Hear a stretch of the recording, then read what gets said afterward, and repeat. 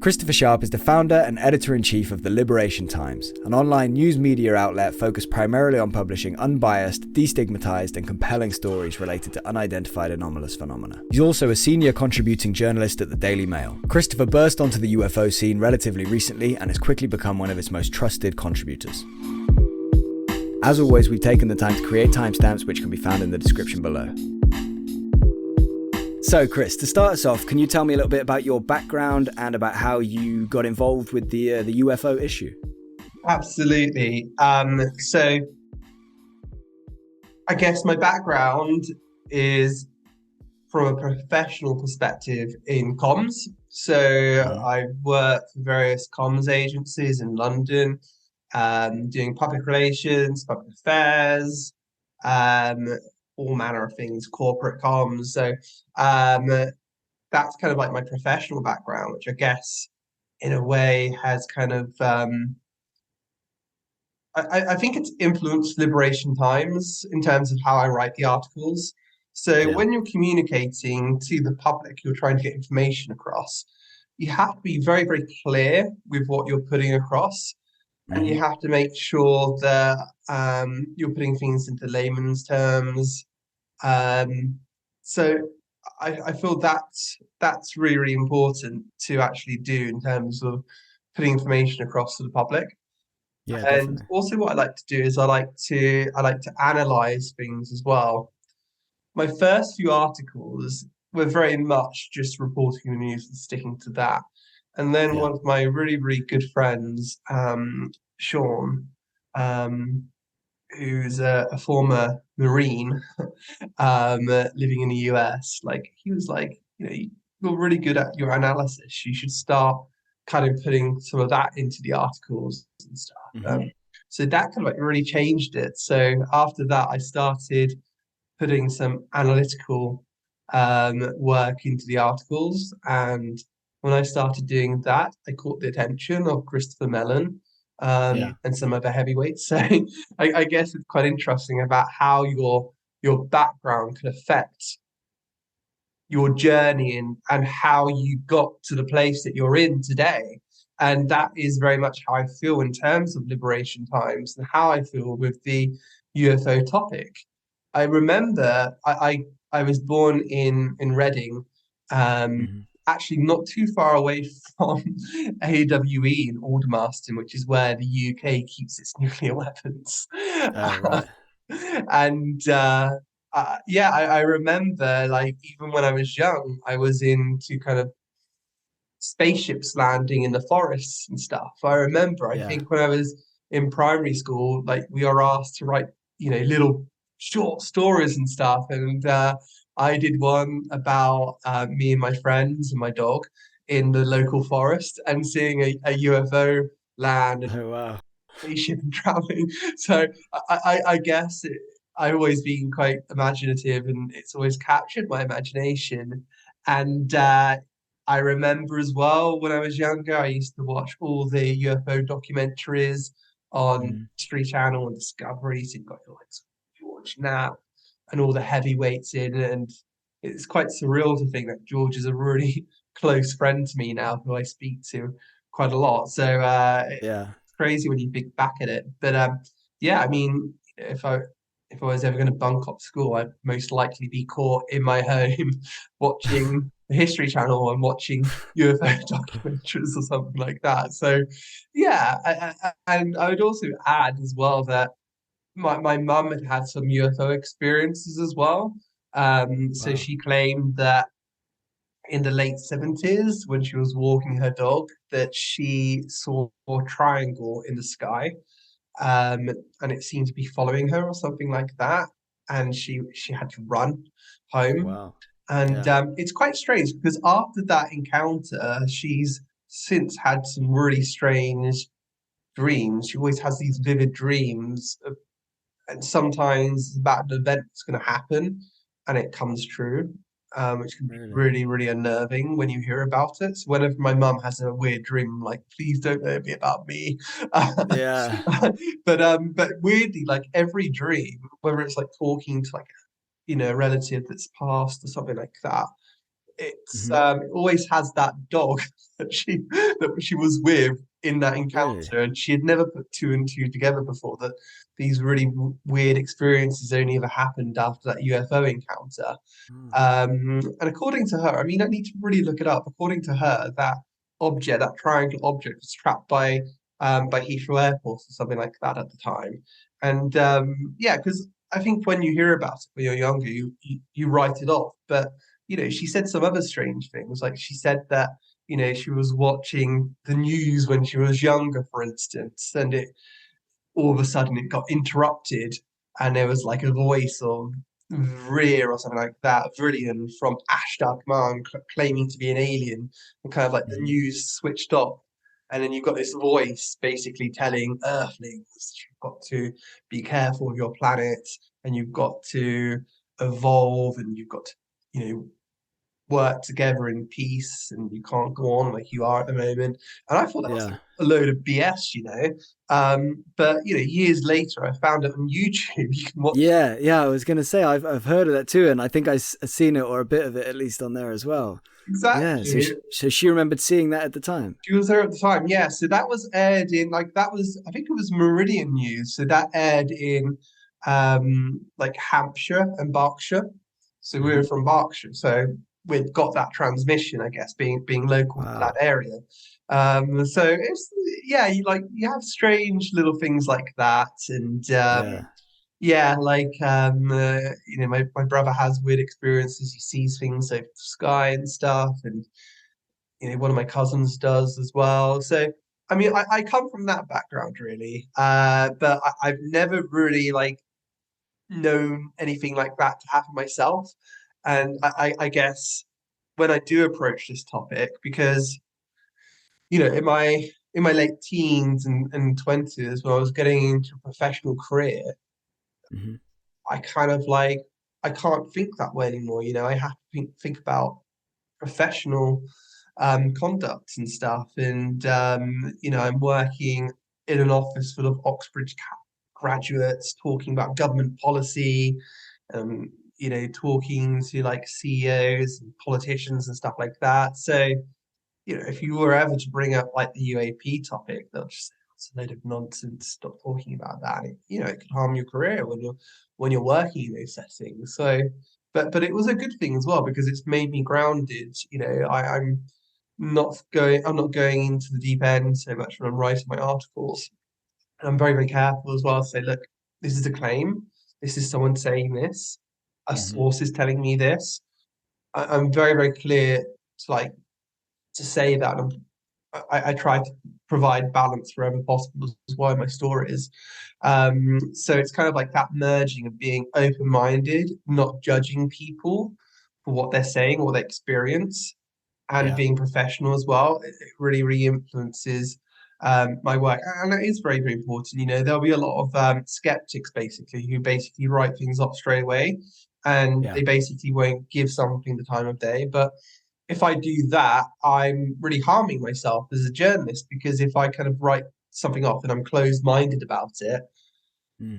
if there is more information that comes out that kind of like validates that information or supports it, then I'm really losing out and I'm not investigating the story. So yeah, I feel those kind of experiences in terms of my background have really shaped what I'm doing now in terms of Liberation Times and the Daily Mail and yeah, writing for the Roswell Daily Record as well. Now I'm going to be syndicated and my article Yeah. printed. So yeah, it is fantastic, man. I never thought I'd get onto this journey.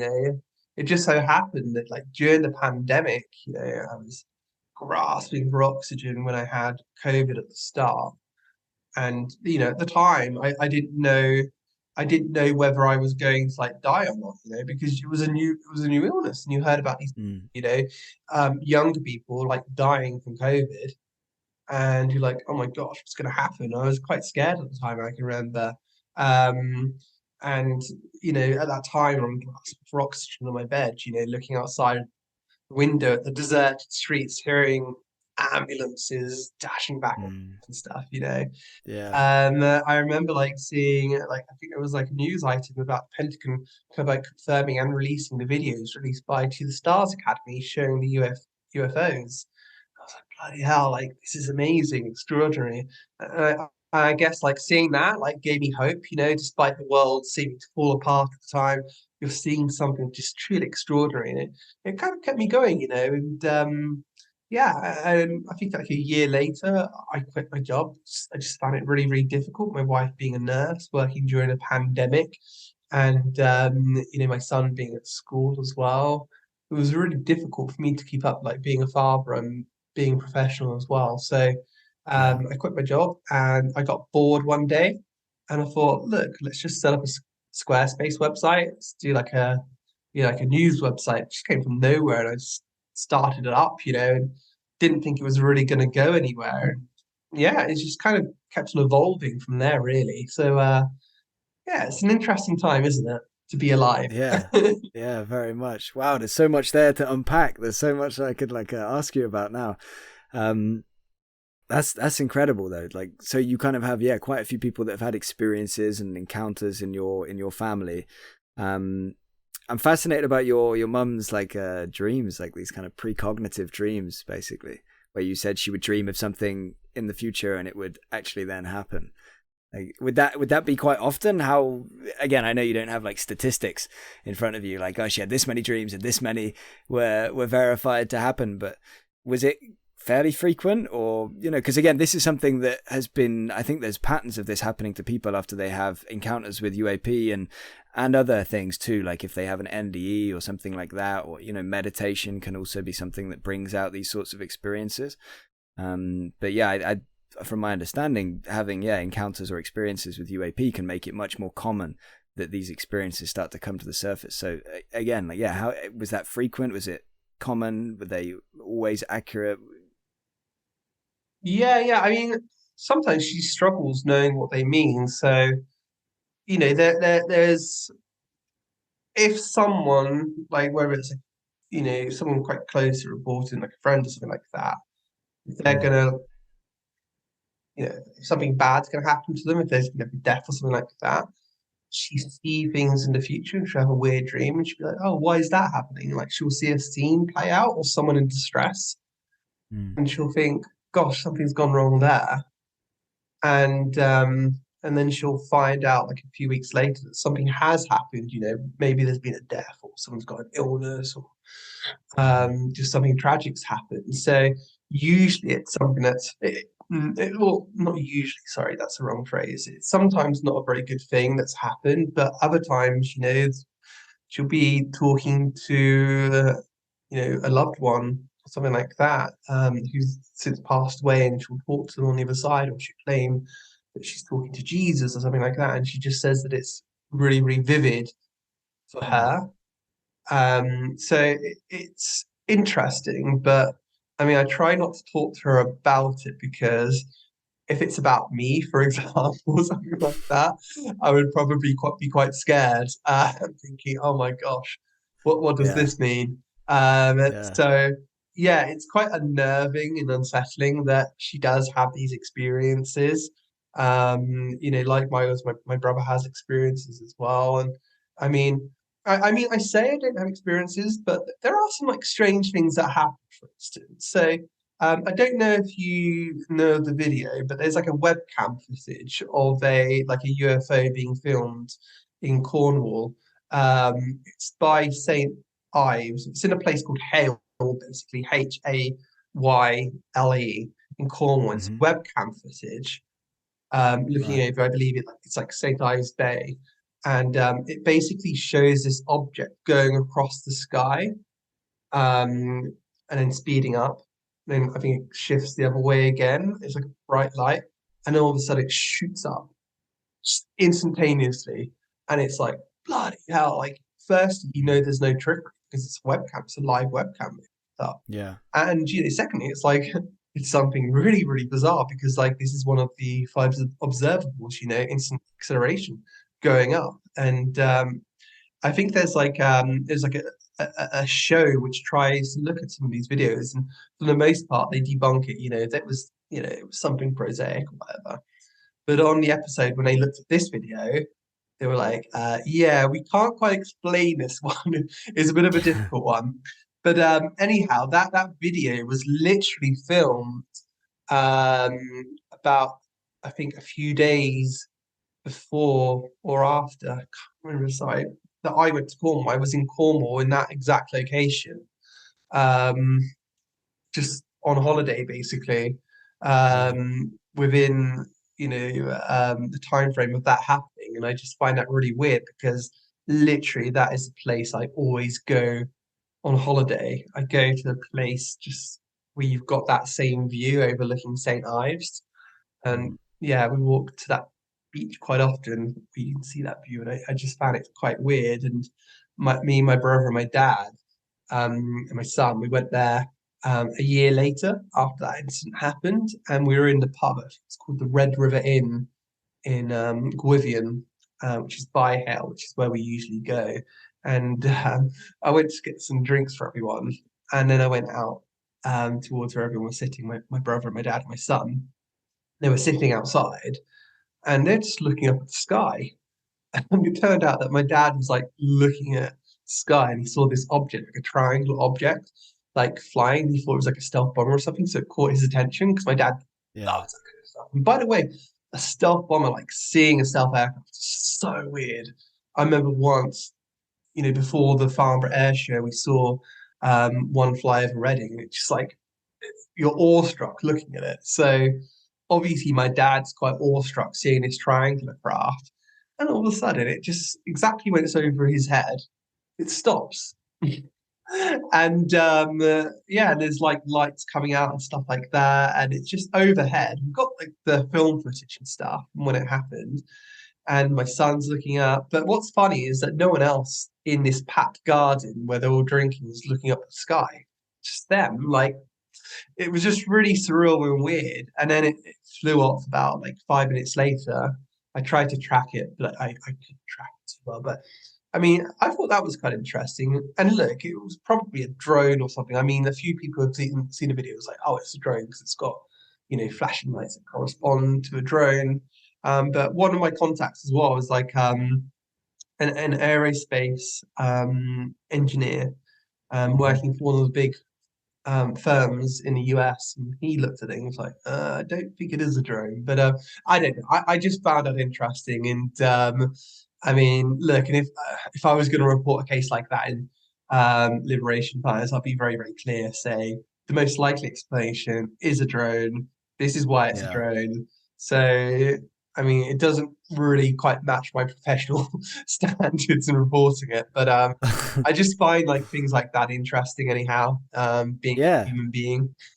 Yeah, yeah, absolutely. I mean, like you say, you're open to that it's quite possibly or probably a drone, but you can't say that for certain. We don't know. You don't know what it was. They Yeah, haven't had it exactly. positively ID'd, so yeah. Exactly, exactly. And this is the problem that the US is having at the moment, particularly with the ones over the West Coast that were harassing the warships. They call them unmanned aerial systems. The Mm. reason they do that, by the way, because that was the original designation given to the sailors on board the ships. Um, and I think at the time they couldn't quite say UAP for some reason, and they were quite rushed coming to a conclusion of what it was. And they just put in their logs that it was unmanned aerial systems because they seemed too small to carry a human on Mm. board, basically. So it was like, okay, they must be. But look, they have no idea where they came from. I mean, these things seem to be coming from the ocean. They were just suddenly appearing on radar just from nowhere on many occasions. And then on many other occasions, they were always coming from the west. Um, and there wasn't any platform nearby where they could possibly come from in that area. And then when they departed, they would go from different bearings. They wouldn't come from the west and go back to the west. They would come from the west, then go, to the south, to the north, to the east, sometimes in the west as well, which doesn't really Mm. correspond for something which taking off from, one platform, be it like a submarine, perhaps. We know that there are some drones that take off from there. Yeah. Um, But it's just a really unnerving case as well because, even if it is a drone, let's say the Chinese, one second, may have had this technology, the battery power that they had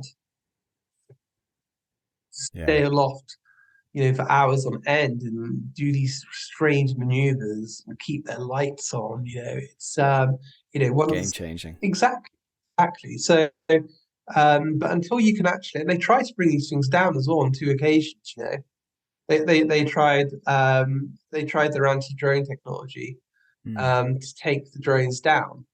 It didn't work. They tried on two occasions. They did on those ships during those Yeah. events, and the sailors feel like they failed. They feel like they failed, which is really sad to think. And look, the next day, I know for a fact they tested those anti-drone systems just to make sure they were working, and they were Mm. working just perfectly. Uh, Yeah. yeah, it's but like you said, unless you can bring them down and positively identify them where they were coming from, some people have remarked that they came from the Bass Strait, which was a Chinese registered cargo ship in the area, but no one ever saw it take off or land on the Bass Strait. They had eyes on it. The sailors were like, "Please let us just see one of these things take off or land on this ship." Because we don't know. We just want this to be over with. And they were really frustrated because they had no evidence of that. And that ship was searched as well. They couldn't find anything. So yeah, unless That's you have that wild. positive identification, you never know for sure. Yeah, and that's going to become more and more frequent, isn't it? As we like advance with our drone technology, it's going to be UFOs are basically going to become like, is it a drone? Maybe, but we're not sure. Like it's just going to be such a common line. Just to go back briefly to your triangle and other things. Yeah. How big was the one you saw? Is he quite triangular look? And someone could just see it. Like I'm no video expert, Some and look, a few people have said to me it's like definitely a drone, Chris, definitely a drone, and it could be, but it was just like one of those Mm, experiences. It was just like strange how it just like was over us, directly over us, and at least one person who's kind of like quite familiar with drone tech was like, oh, I'm not quite sure it's a drone. So, yeah, yeah, I mean, I could, and as I've said, it likely is a drone. It likely probably like 90 yeah, is a drone, but it just seemed really strange. It's like a year on from that other event that happened with the webcam. yeah. It's kind of like straight above us, and yeah, just it was quite interesting. And did you have an estimate of like how big you thought it was, or how high up you think it was, and anything like that? Yeah, I know it's hard to say. yeah, it was really difficult. I don't know if I had to say, it probably was the size of like I don't know, maybe it was like a bit bigger than it. I would say it was like the size maybe of like maybe a little bit bigger, twice the size of a quadcopter or something like that. Hmm. I'd say Yeah, that, yeah. I'd say it's something along those lines. But cool. yeah, it was a really strange incident. And you hear a lot of weird events happening out west. There's a big Welsh UFO community. And I certainly know individuals from Cornwall as well who've had experiences. Mm, So there seems to be something happening on that west coast. yeah, yeah. Yeah, it's quite strange. It's, yeah, it's interesting. I'm looking forward to seeing it. To go to go back again to the Liberation Times and things like that. Just tell me, like, how did that come about with the fact it's going to be getting it like coming out in print? And how's that going to work? How's that going to look? That's very cool, by the way. Congratulations. That must feel good. And what are your plans with the Liberation Times kind of going forward? What do you hope to achieve with it? Do you hope to grow it? Employ some staff, and what are your thoughts and plans and hopes and whatever? I mean, all I do, like, I don't really have a long-term strategy, I'm guessing. Uh, it's just always like looking, not resting on my laurels, and you're only as good as Yeah. your next story, and Hmm. it's just looking for interesting angles. And um, I think what you have to do as well, you have to think, well, actually, how can I make this unique? How can I pick up stories that no one else is going to pick up? How can I go to those places? Hmm. Um, and that's kind of like what's led to some of that success. I was the first one to report that there were hearings incoming, a hearing incoming in terms of what happened last summer. Um, so I was like the first one to pick up that, and Yeah. we had identified the Office of the Undersecretary of Defense for intelligence and security as being a big problem in terms of transparency and getting an investigation going in terms of the UFO office. So we were the Hmm. first ones to flag that basically as well. And I think, that tended to be right on ball in terms of, how we judge that as well. And that office no longer has, all the responsibilities in terms of overseeing the Arrow, the government, the US government's UFO office. So now it falls into just jurisdiction of both the DoD and ODNI as well, in terms of Stacey Dixon from ODNI, Kathleen Hicks, who's the Deputy Secretary of Defense. So yeah, it's quite interesting in terms of how we've managed to find angles and stories that not many other publications have picked up. Yeah.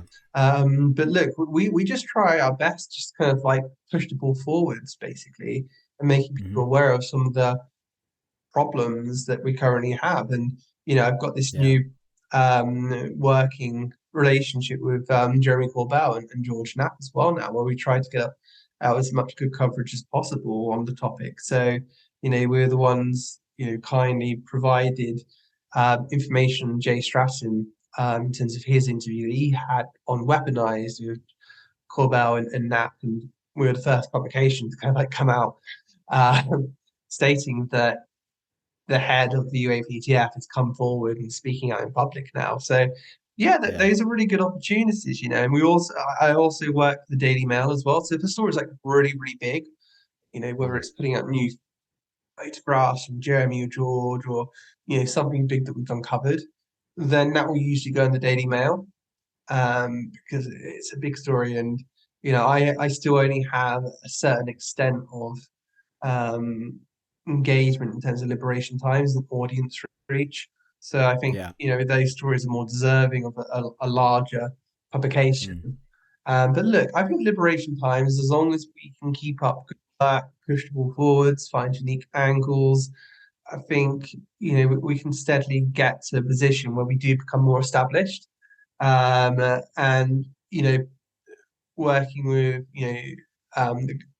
Toby and Shane from the Roswell Daily Record, that's really going to help as well get it into print format, Yeah. which I'm really looking forward to. And I'm looking forward to also kind of like going down to those original events that happened in Roswell. Well, that's something I'd be interested in doing. But yeah, like there is no long-term strategy, which is really bad, I guess, in a way. But it's just like, I guess it's just the way that I think, It's just like I just try and Yeah. take one day at a time, and Just focused on the next story. yeah, and just like seeing where I can add value, or what has no one asked the Pentagon, or Mm. this and that. Yeah. There's some interesting angles, and also, I work with a lot of other journalists who are really good friends of mine. Like, when I first started, the likes of Ross Coulthart, George Knapp, Jeremy, and many others as well, have been so supportive of what I'm doing and really have helped me. Yeah. And we all kind of like, not, by the way, not every journalist is like that. So it is nice when you get support, and it's Yeah. just part of being a nice person, really, which is the most important aspect of life, I feel. Agreed. Yeah. The first Yeah. lessons that we treat our sons and daughters: be nice to others, treat others as you would like to be treated. And Yeah. it's quite depressing that you see a lot of people online, especially journalists, just acting like just so horribly. It's like, Mm. where are your manners? Mm. Be nice to Yeah. people, and Yeah. yeah, pretty depressing. That's the real pandemic. Yeah, that's Exactly. we have a big problem with that, humanity, not being nice to people. But yeah, I'm glad to hear all that stuff, and I wish you obviously all the best with it, and I'll kind of support it however I can, and I hope it goes from strength to strength, and I'm sure it will. And you're doing important stuff. One thing I wasn't aware of before, talking with you in the lead up to this, is that you suffer from a very rare form of epilepsy. That means you can't read for very long, like kind of 5 minutes, I guess, out loud, but I suppose it varies. But you can't really read for very long, and other things can affect it.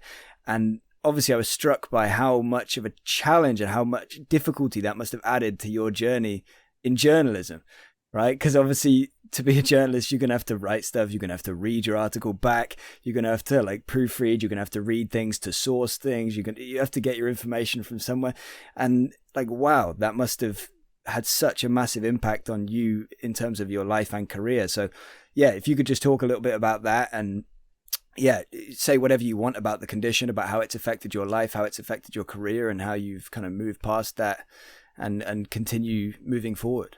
Absolutely. Thank you, brother. So, I mean, in my life, there's been quite a lot of hurdles. When I was younger, I was deaf. I couldn't hear. So the teachers, like in class, while I was being rude and stuff, because I wouldn't be looking forward when they were saying, look this way. And I would like turn my Yeah. head, say, look straight ahead. And I couldn't hear. So Yeah. it's like, firstly, that's like overcome, when I was younger. And then I guess, I obviously got that treatment and I can hear just fine now.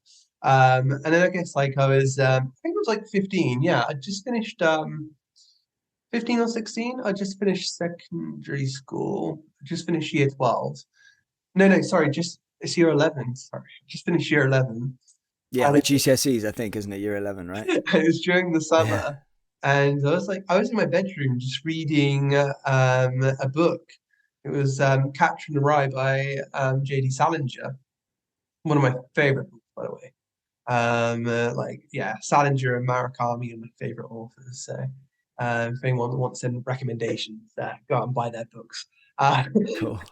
and yeah, I was reading that, and all of a sudden, like I remember, like I got something. It was like I got like if you can imagine like a hiccup, like you can't stop it, Hmm. like that. But when it happened, like my jaw jerked as well as like a hiccup, like your jaw, like your mouth opens involuntarily. And like I think at the time you're not really thinking much of it. You're like, okay, I'm just gonna carry on and read. And then it just kept on getting worse and worse as I was reading. And eventually there was a point where it got so severe that all of a sudden it's like, and like you've got your mouth open, and you can't breathe. And I'm like, oh my gosh, what's happening? I can't Mm. breathe. And you're panicking, only being 16 years old, you're thinking, what the hell is happening? And Hmm. I remember I got up because I was reading the book on my bed. I got out of the bed to alert my parents so they could know. So I tried to get to my door so I could at least get outside. But then before I could do that, I just fell on the floor. And I remember, like, I thought, oh gosh, I can't breathe. I'm dying. I'm actually dying. Yeah. It's just horrible when you can't breathe. And Yeah. I fell onto the floor, and I was fearful at first, but then I thought, look, I'm dying, and I accepted it. I thought, okay, this is it. There's nothing I can do. And it was quite a peaceful feeling when that Wow. happened. And I think the next thing I remember after passing out is I woke up in my bed again. So okay, this is strange. Like I fell down on the floor and I woke up in my bed. How did I get from one place to another? So I kind of like, went downstairs, talked to my parents, spoke to my brother who was in the other room, and asked them if they had been inside and they picked me up or something. They were like, no, no, that hadn't happened. We don't know what's happened. And I told them what I'd experienced. And they basically said, maybe it's just a dream. Maybe you're just imagining it.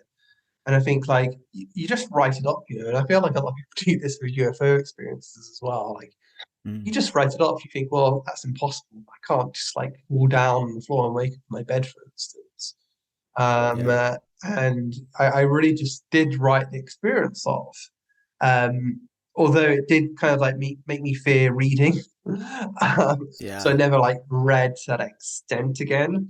But for the most part, I was okay. And I guess it was when I went to university, which was when I was 18 years old, that like it happened again. So I'd always brushed aside the first occasion. So I was studying for an English literature degree. So we had lots of books to read over the summer. So I was reading all the books and stuff. And it was just fine. It was like no problem, you know. And then there was one time I was like reading Jane Eyre again on my bed in the bedroom, and the same thing happened. But when it's happening this time, I'm thinking, well, the first time was probably just a dream, so I'm just going. Even I'm doing these like hiccups, or you could even say it's like a stutter. You know, when someone's talking, they go, uh, something like that. And, you know, like, so I kept on reading even though it was happening because I was so convinced the first time was a dream. And Right. then the same thing happened. Again, grasping for breath, you know, it's like really violent, kind of aggressive action of your jaw. And Yeah. this time I kind of like got up again and reached the door, did the same thing. And yeah, I remember I opened the door. And the next thing I remember is waking up to paramedics. And because I was reading Jane Eyre, um, like I was speaking in a 19th century dialect, English dialect, like that was actually the book. That is wild. I That. know, I know, but it was really upsetting, you know, because you're waking up and like your parents are crying, your brother's distressed, and like they had just heard like a sudden thud on the floor, and they saw me having a seizure, and obviously it's quite shocking when that happens, and Mm. yeah, and it's kind of I couldn't even remember. Like they were asking a bunch of questions. I couldn't even remember what happened the day before. It was really weird, and I think my dad like he'd had to get stitches or something because he thought I was going to swallow my tongue, so he tried to like get it out, make sure I wasn't. Oh I yeah. bit him, I think. And yeah, like I was being pushed not to go to university anymore, basically because what happened. And I spent like a week recuperating because I'd injured myself and it was really horrible. And I think because it was just so weird, I didn't tell anyone about the symptoms or what I thought it might be because I'm very much someone who doesn't want to tempt fate. And I thought, gosh, what if Mm. I got like a brain tumor or something like that? I'd rather not know. Go on to ignore it, you know? And I found university really hard. I never read a book ever again at university. Basically just like skimmed all the notes and stuff and made sure I remembered all the correct passages, quotations, stuff like that. You know, there'd be sometimes I was in the library and I had to finish a piece of work and it was on a deadline and kind of like all of a sudden when I'm like hyping up, you know, this piece of work, which I'm being graded on by the way, it's like all of a sudden seizure symptoms come and you have to think to yourself, oh, I don't want to have a seizure in the library. So you just basically pack up your work and you go home and you don't do that work. And then you hand it in and you get like a really poor grade, you know.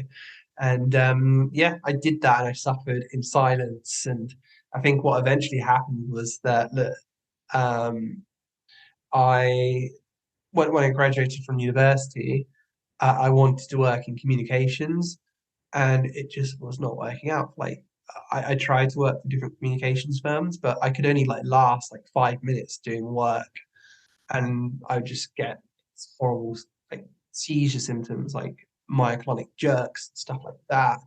And I just thought to myself that I cannot go on this way. I cannot have a professional life if I do not look into this. And it was very, very Yeah. difficult finding symptoms for one of the rarest forms of epilepsy on the planet. So I think I eventually found some symptoms. I thought, gosh, they exactly match my symptoms. I must have primary reading epilepsy. And yeah, I got referred to the Royal Berkshire Hospital, and the neurologist was like, "Gosh, I've only seen this on paper before. I've never seen someone with this type." Just Wow. cool. And then I got referred after that to the to Oxford, to the John Radcliffe Hospital, and yeah, it was quite sad as well because like my epilepsy has triggers, but you're going into this place and you're seeing like people all wired up to the head and stuff, and you're realizing, well, some people aren't that lucky to have those triggers and they never know when they're going to have their seizure. And you Mm. know, they could be in the shower or they could be in the bath, something like that, and it could be life threatening. And we'd heard Yeah. cases before in Reading, you know, in the local news that there'd been like a young mum, for instance, who'd been in the bath and she had had a seizure and she died, she drowned, and her little girl was like outside and screaming for her mummy's thing. She was just horrible things like that. So it makes you like, yeah, like my condition is horrible and it stops my professional life, but it does give you kind of like gratitude as well that you don't have it where it's unpredictable at the same time. At the same Yeah. time, but yeah, I have a pretty interesting like relationship with my form of epilepsy.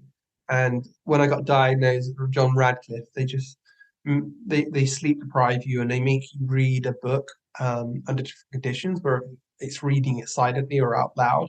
And it didn't take very long for them just to like see the on the EEG test that the sharp waves are coming up and stuff.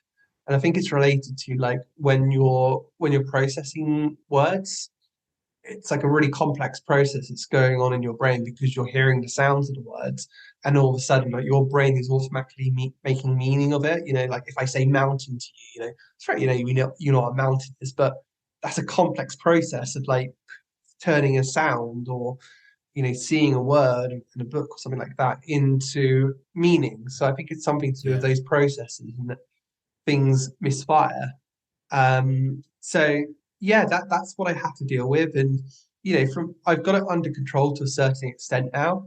I take I take Keppra, epilepsy medication, so I take 2,000 grams a day, so 2 tablets, and I yeah, I controlled it. There are some times like where I'd be working at my comms agency that I'd have to go home because I literally couldn't process any more language. I've been like this at the cinema as well when watching a movie, like literally, Mm. like my head, my brain feels like an overheating computer, um, and I can't process anymore. Like you have to restart the computer when it starts overheating, and give it some time to cool off, and that's exactly what it feels like sometimes.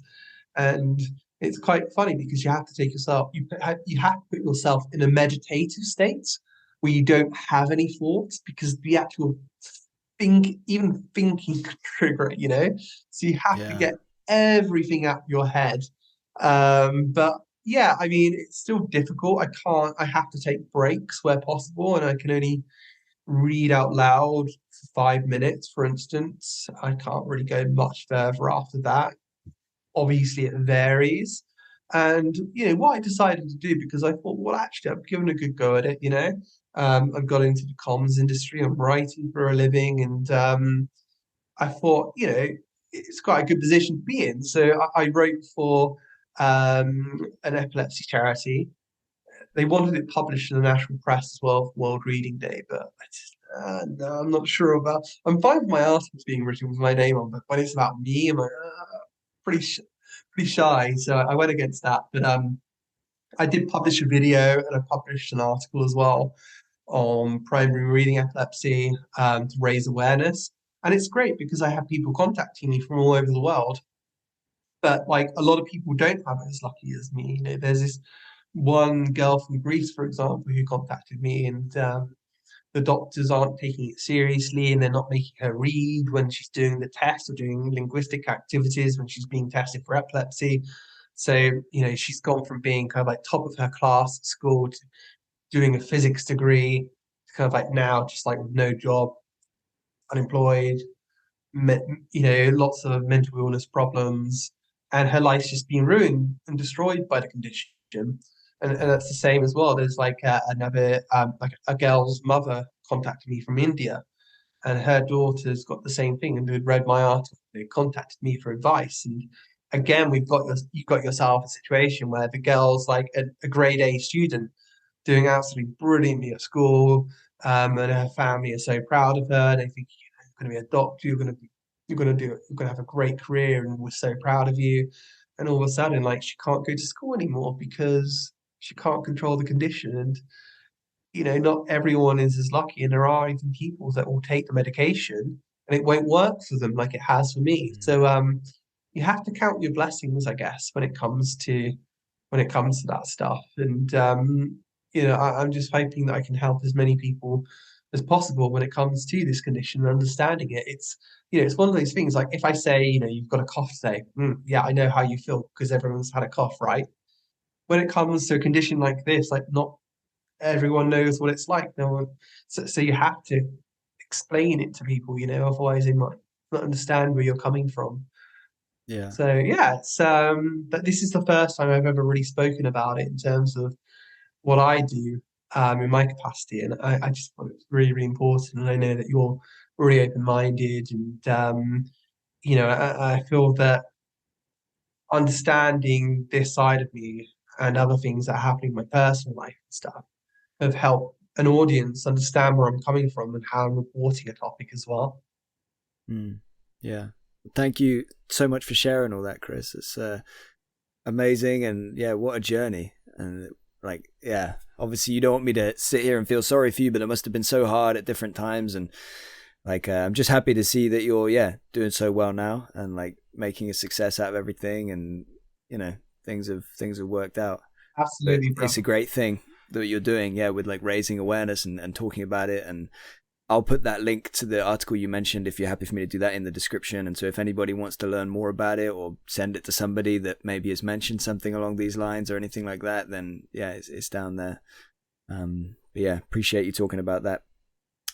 Let's go back to Liberation Times for a minute. And I wanted to ask you, maybe what, say in the last 6 months, which were your kind of favorite or most compelling, or, whatever you want to do, but which articles stand out to you as like, oh yeah, that one and that one were like, they were my babies. Um, This is the thing, like having epilepsy means that I've got like a really poor memory, both to the medication and due to the condition itself. My brain is messed up when it comes to memory.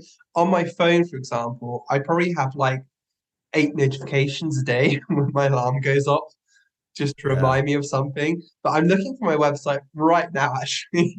But I would say, like, look, one of the leading ones was back in the summer, because we had seen that the Senate Intelligence Committee had brought out its Intelligence Authorization Act, Mm. and that had the whistleblower language. So I'm thinking straight away in terms of my journalistic brain, like, bloody hell, where did this come from? Yeah. And I started talking to my sources, and I was like, oh my gosh, Pandora's box has been opened. Pandora's box has been opened. And that was like, you're going on to a subject here where, you're going from, naval aviators seeing stuff in the sky that they can't explain, um, all these real world events and stuff, and picking things up on sensors. Yeah.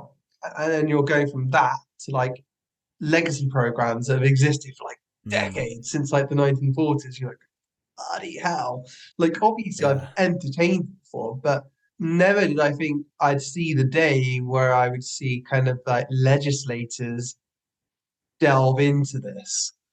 Yeah. Especially like when you think about like the caliber of senators within, the Senate Intelligence Committee. So I think, that one of my articles from the 15th of July was revisiting 1947, Mm. the inside story on new congressional language, which could reshape history, as concerns persist over the involvement of Lou Elizondo's former office. So, yeah, I mean, that was back when the legislation mentioned 1947. So, there was language in there where they had to revisit the UFO topic in the records pertaining to it from 1947. Since then, that's been so the Intelligence Authorization Act got wrapped. The language within that got wrapped within the National Defense Authorization Act, and since then the language has changed. So now it's looking back to 1945. Um, Mm. so a lot's happened during that period. A lot happened. So 1945, that was reported. Well, that was in there because the alleged Trinity crash of 1945, which Jack Vallée has reported on, written about, um, and that was to do with the Trinity test sites. So when nuclear weapons were first being kind of detonated, um, and I guess when I reported it was back from 1947. So that was when Roswell happened, alleged Roswell crash happened, and you had all Yeah. these other things. The army split from the air force, for example, um, and lots in government basically changed at that time. But I think that was really revolutionary because it had like whistleblower language in that as well, for like people who were working in alleged programs, Hmm. secretive, and pertain to potential crash retrieval and reverse engineering projects. So Yeah. I feel like that was like a real waterstone. That was like when the conversation um, really changed. And, one of my sources at the time told me, laws are not written in a vacuum. Behind closed doors, lawmakers have met with current and former government insiders who have provided multi-source and verifiable information that has shaped the language we are seeing today. The wording is very specific, and many who are aware of the history of this subject will immediately understand why January 1st, 1947 is the date to which the Comptroller General must use as day one of their compiled intelligence review and report that is due to Congress. It was the Comptroller General at that time who was going to go through it. But yeah, what that basically means that we've learned now is what happened was that insiders who would have knowledge or been working on these specific programs, who even knew where the locations were of these reverse engineering Hmm. programs, for example, they were talking to members of the Senate Intelligence Committee saying, look, this is really happening. And, there's lots of sources are telling me as well that things are being hushed up and whistleblowers will be targeted as well as they come out, but if they come out. So that language is really there to protect them, Yeah. and help them come out. So that was really the turning point, and I was very, very pleased that I picked up on that and spoke to my sources, so I could get to the bottom of what was exactly happening. So that was Absolutely. yeah, that was hugely important article. So I'm very, very proud of that one. So yeah, and Pandora's Yeah. box has opened. Yeah. I feel that we're in a process right now. I think when we get to December 2023, a lot of things would have changed. Can't really go into Mm. detail about that right now, but I think that we're really gonna be moving this topic forwards, and a lot's gonna be coming out between now and. Can you give any other hints? I can say that like more more congressional activities going to be going on. We're going to get more. Do you think we'll have more public hearings? Sorry to interrupt you. So I did report actually back, I think it was like November last year, that I was hearing from sources that when National Defense Authorization Act was signed into law by Biden, that you would then get public hearings that would follow immediately. But that's not come to pass. And I've since learned to be very, Mm. very careful when it comes to that because you're talking about a situation which is fast moving. It's a fluid Yeah. situation. So things aren't always on a specific timetable, let's say. It's told to me now that it's kind of like 50-50 whether they may happen. They're talking to people, they are preparing people who could possibly speak about this, but it's not a given. But look, it's not just the DoD and Office of the Director of National Intelligence who are controlling this topic now. You've now got NASA who's got a study, and isn't it great? You've got Bill Nelson who's a pure advocate for Yeah. this topic. Who's moving things forward. So Yeah. that's really, really heartening to see. And look, if it if they do find some really, really interesting stuff, that would literally change the mission of NASA. At the moment, they're looking for microbial life and stuff, and they're taking many footsteps, and they're thinking, gosh, like if this does turn out to be true, the whole mission of NASA will basically change, I think, Yeah. which Yeah. is really crazy to think about. And I'd also point out as well that the James Webb Telescope recently found, six fully developed galaxies where they expected, I say just after the Big Bang, but millions of years after the Big Bang, where they did expect that stars were only just forming and galaxies were being shaped, and they found like six fully formed galaxies, during that period, and they can't explain it. It was like, oh, this is just after the Big Bang, and I think scientists are still and astronomers are still trying to absorb that because really did shock them. So they were not expecting that. And look, James Webb Telescope is only getting started at the moment. So I think I think things are really going to potentially shake up the scientific community depending what we find out in the next few Yeah. months, especially with NASA looking through this stuff. Because remember, NASA also has lots of videos, has lots of data going back years. There's been allegations as well that NASA videos have been tampered with, photographs have been Mm. tampered with. So look, if that is true, well, now has never been a better time to verify if these things were happening behind us. Have you heard anything about that? About the NASA videos and photos being tampered with? Yeah, so I mean, a few years ago there were some. I think it was like some hearings that were. I think it was the one that was set up by. I think it was like mock hearings. It might be the mock hearings I'm talking about here. That there was a Mm-hmm. lady who formerly worked for NASA, who had spoken out in public, and I can't remember her name. Sorry, but I could probably find a video for you after this, where she basically says that she was looking in the lab and she was seeing that, people who were going through the photographs that they'd taken of various things, like the moon, for example, were basically hiding things, from those images that they didn't want anyone to see. So, Mm. yeah, there has been that claim. And look, that's not the only claim. I mean, we've got claims, for example, written by Timothy Good that um, Neil Armstrong did see, some weird stuff on his way and on the moon. Buzz Aldrin, Yeah. I mean, you've spoken to James Fox, haven't you? I mean, he was saying that Buzz Aldrin was ready to speak to him, potentially about seeing some UFOs, basically, when they were on their way to the moon. But then, as James got to his hotel room in Monte Carlo, all of a sudden, Buzz Aldrin didn't want to speak to him anymore. So there's a lot of stuff in terms of NASA that they can look at, Yeah. which I find really interesting. And it's not just NASA as well; it's the Russian space program.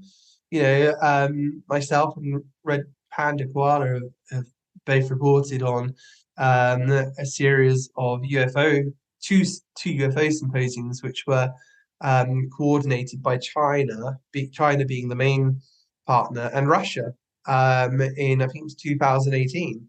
So it was like one big symposium, which was in I think it was Chongqing or something like that in China, and there was another in Moscow that happened. And at these events, you had Russian cosmonauts there as well.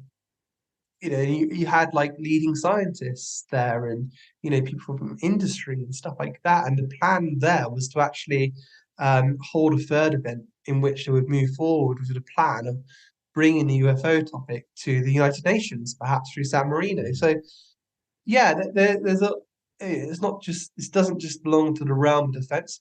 It also belongs to NASA as well. So I think that's a really big important element. And look, you got Canada Mm. now. Canada's Yeah. scientist is looking into this now, and yeah, like people like Dave Scott from Canada and others, have done fantastic work. Daniel Otis, in terms of reporting it, engaging with politicians and stuff like that in Canada. So that's another angle to look at as well. And you got the Galileo project as well. So many things. Like Lou was looking at the series of Yeah. pillars, um, and it's really coming to fruition. His plan is now. You've even got the San Marino UNF now as well, and that's another article, by the way, that I'm really proud to have broken. Like I spoke with Paolo Guzzardi, who's basically the founder of Project Titan, to get this project started up, and him and another Italian researcher, Roberta Notti, who's established strong connections to San Marino over the years, have done so much work to get this over the line with San Marino to get them to kind of like establish a United Nations effort for UFOs. It's incredible when you think about this. And It is, isn't it? yeah, I mean, Lou's played a huge role as well. He's made trips to San Marino, for example, and he's done major stuff to get this through. And despite that, like I'm like the only English publication that's reported on that news. No one else has picked it up. Isn't that crazy? Like, Yeah. and, Yeah. and no one else really wanted to know that. Paolo's been working so hard, and I've been the one following this, and no one else has wanted to follow it, and it's just a travesty, Yeah, really. And it is. I'm hoping that next year or later this year when it gets brought up to the UN. I'm thinking September at the moment, but I'll need to brush up on that and get an update from Paolo.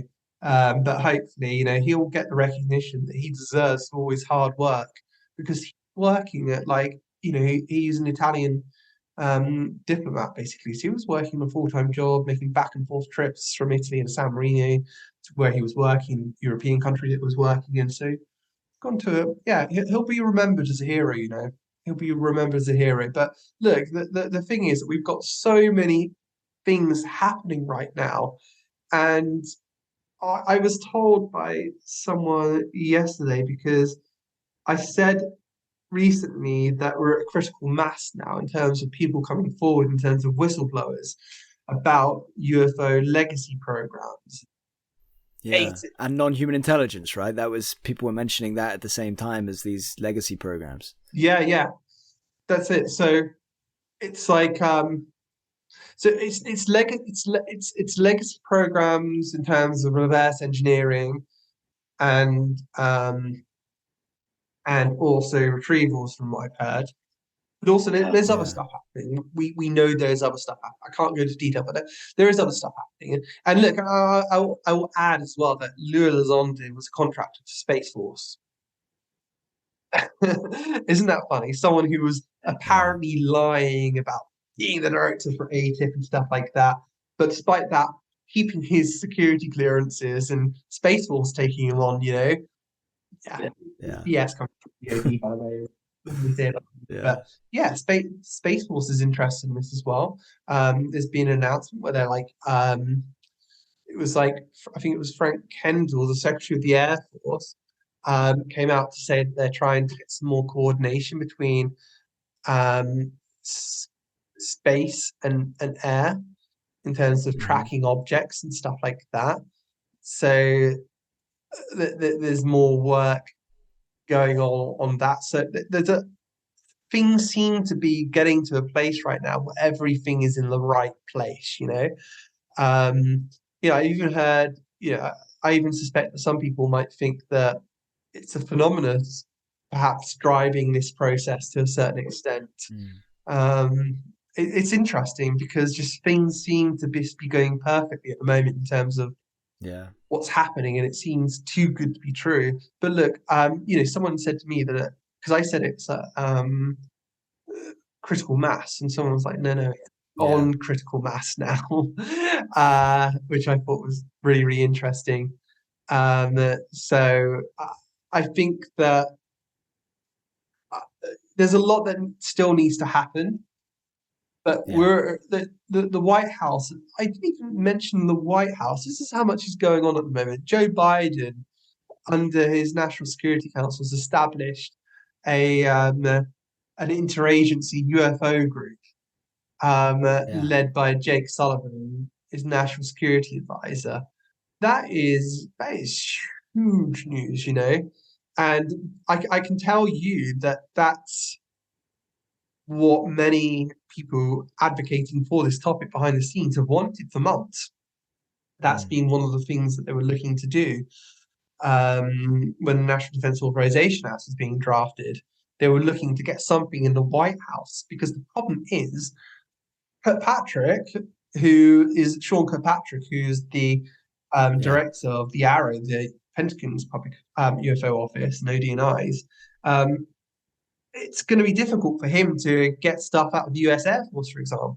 Like I don't mean to um, making him look bad or anything like that, but when you're talking about getting information like from the US Air Force, I mean, you need someone at like a 4-star level really to have um, the status to really force anything from them. But if you're going to go yeah, beyond that, I mean, what better than Biden's National Security Council to kind of like say, okay, U.S. Air Force, we want this information. No one's mm. going to go up to the U.S. No one's going to go up to the Biden administration, the president, and say, no, we're not going to work with you on this. So this is how much the topic has been elevated now. And I can add as well that Ross Coulthart said that someone Yeah, I was going to ask you about this. Yeah, yeah, yeah. yeah. So someone senior had spoken to him, someone in the White House about it, and spilled the Uh-huh. beans about legacy programs and the U.S. Air Force hiding things up. It was somebody from the Navy, wasn't it, that allegedly has gone to him and spilled the beans on the Air Force? Is that right? If you could, I mean, obviously, I can't name anyone or give anything away about their identity, but and we haven't verified it. Look, I got three sources. You say yes, this is correct. You had the correct information. But to get a story of that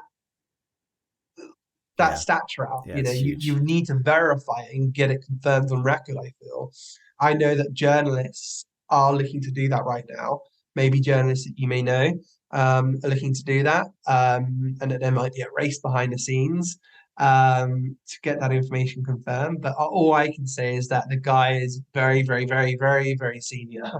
And I think, yeah, if Mm. people knew who it was, their jaw would drop out. So Wow. it's a great place to be, let's say, but it's Yeah. still at discretion um, of the president and those who are empowered to release information. It's still to their discretion to release such information. Oh, by the way, just pick up on the point earlier.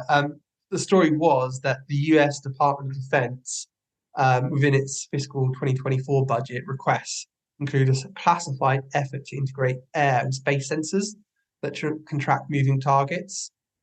So, like stuff like that, like even small stuff like that really, really does matter. It's moving the ball in the correct direction if we're wanting to kind of like investigate Yeah. UAP. But There's so many different things like happening, like you say. It's just all at once. Finally, it's Pandora's box. It's critical mass. It's snowball effect. It's everything. Just got to hope it keeps going and hope a lot of it, I guess, comes to fruition.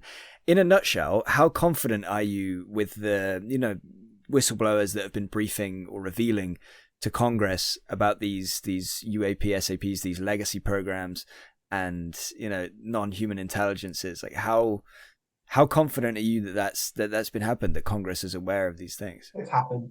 It's happened. Well, Yeah. firstly, the Senate Intelligence Authorization Act, it didn't just come up with that language from nowhere. What happened was that people actually came forward to them, which made them, that was a reaction. That language was a reaction because people came forward. So I'm very, very confident that that actually did happen. And then it was told to me that information had been confirmed and verified relating to these programs. However, to what extent is my question. And from my understanding, the problem may be to a certain extent at the moment is how much they're getting access to these programs in terms of Yeah. people investigating it, whether it's congressional members and staffers, and people in the DoD who are working alongside them. How much are they being given access to these programs? So that really is a key question at the moment. But it's always been, from my perspective, and you can go back and watch me say this for years, that people have got it the wrong way around in terms of defense contracts. I do not believe that, I'm not confident, let's say, that defense contractors do not want this out. I think as long as there are protections for them, that they don't get sued and stuff like that, that Mm-hmm. they're willing to get this information out. I, because as I've said, that a lot of, well, firstly, like there's not, there may be a shortage of engineers, let's say, coming out who can work on this stuff anyway, and the talent pool may be getting smaller and smaller. Um, and then a lot of the best, engineers like that who could work on these programs, they may go to SpaceX instead. You know what SpaceX is working on? It's sexy, working with Elon Musk. It's an exciting project, However, Yeah. they're going about that not knowing that Lockheed has a secret program. So that's a problem for Lockheed because now it's no longer attracting the very best to work for Lockheed. So Mm. that's a significant problem. And there's money obviously to be made as well if they can open this up. So that's good news for them. And I think it's time really. And you've got China as well, and they probably may have their, from my understanding anyway, from what I'm told, they have their own programs, reverse engineering Yeah. programs, and there's like one Communist Party member for every 10 people in the population in China, and they can keep stuff secret, being an authoritarian state. So they Mm. could potentially have a lot more people working on this effort than the US. And as we know, the Yeah. Chinese, they put in a lot of effort to back engineering stuff, to catch up in terms of the technological race of America, because they've been decades behind previously in terms of the development. So that's a real threat to America. So opening up these programs, um, to bigger cadre of people will really, really help America. I feel kind of like Yeah. strategically. But I will add as well, I've been critical of China before, but I mean, we always speak as China as like antagonistic, they want to invade Taiwan and stuff like that. Well, firstly, I'd say that if China did go after Taiwan, all it would take is like a naval blockade, and you'd have like a year, and like half the Chinese population, maybe 500 million people, will be on there, maybe starving to death, for example. So that's a huge threat to them. And also, I'd say that, yeah, that there are hawks in every country and there are bad actors in every country. But I also believe as well that we were talking about the Chinese potential UN effort a moment ago. There are people in every country basically who are thinking, well, look, we really need to come together on this topic. Mm. And I think that's a very, very good and sensible thing to do, because if we are talking about a situation where these incidents have been occurring to prep the battlefield, it won't just be America who needs to respond. Yeah. It's going to be all countries working together. So I feel kind of like having this Absolutely. cooperation stuff is really important. I wouldn't say every Chinese person in the world is like, no, we're not going to work with America. I think there's people in every country who are like, yeah, let's work together on this. We can have global peace. So yeah, Mhm. Yeah. Yeah. Yeah. I agree. Um, Fascinating as well, by the way. I just want to ask you quickly again. You can give me a really quick answer if you want, but it's just the non-human intelligence that Congress have seemingly been briefed on or been made aware of. Have you heard from your sources or from anybody, or do you have any understanding of what that is? Is that interplanetary extraterrestrials, or is it other? Let's say, is it something as seemingly simple as that, or is it more complicated?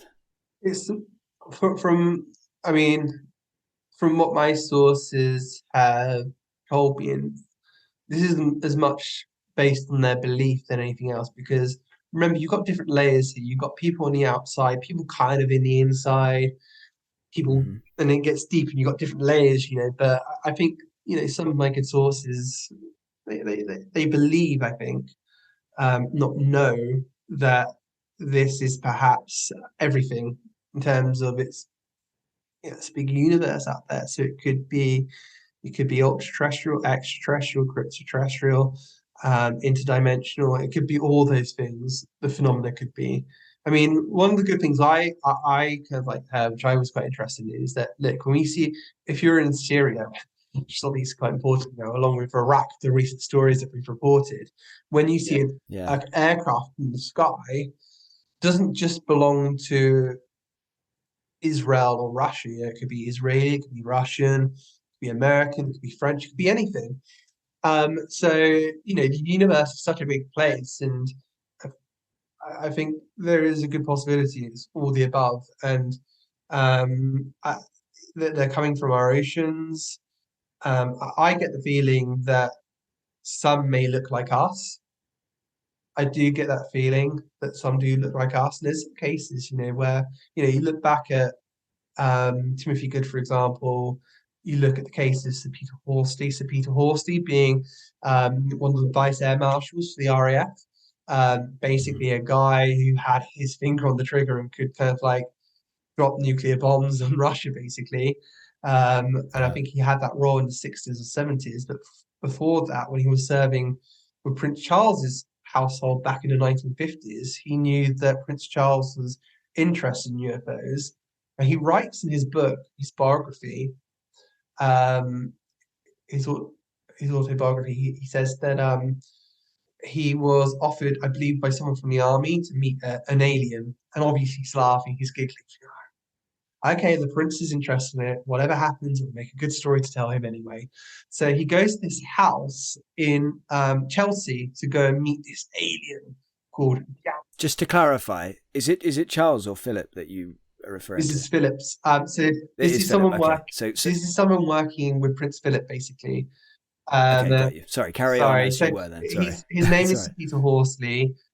He was an RAF veteran, fought during World War II, and after World War II, he was assigned to Prince Philip's household, Okay, um, to his staff, and I think it was called an enquiry or something like that. I need to check the verbiage. Sorry, um, but he had a role there, and he was doing some research and investigation into UFOs. He was talking to his RAF buddies about it, what they've seen recently, and there had been activity going on.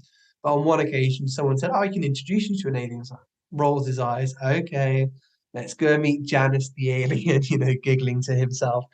So, yeah, yeah, what happens is he goes to this house in Chelsea to meet Janice, and he's introduced by this lady to Janice, and the guy's just like Janice is basically a human-looking person, smartly dressed, doesn't appear to be an alien or anything, just like a mid-20s or something like that, and dapper guy with a suit. And Sir Peter Horsley, when he met him, became convinced that he was not from this planet because he would say like let's say you've got three questions that you want to ask me next. Before you ask those questions, I answered your questions already. I can read your yeah, mind. But that's what happens to Sir Peter Horsley when he's questioning this guy. Sir Peter Horsley's thinking something in his head. He's thinking about a question, and Sir Peter Horsley claims that the guy just like answered it before he could even speak. And he wow, said the most unnerving, unsettling thing was that he knew that this person knew of all of the UK's nuclear secrets, and that really yeah, unnerved him. And as I said, this is a guy who got to a really high level in the RAF even after that happened. So he wasn't obviously someone that the RAF saw as insane or mad or anything like that. And yeah, and he was so serious about it that he wrote about it in his own story of his life. So I think that's really interesting, and it does make you think as well about there have been claims before about extraterrestrials looking like us, or maybe they could be like remnants from like a yeah, lost civilization from 60,000 years ago or something like that before cataclysm took place. Maybe they went underground or something like that, and they continue to like flourish.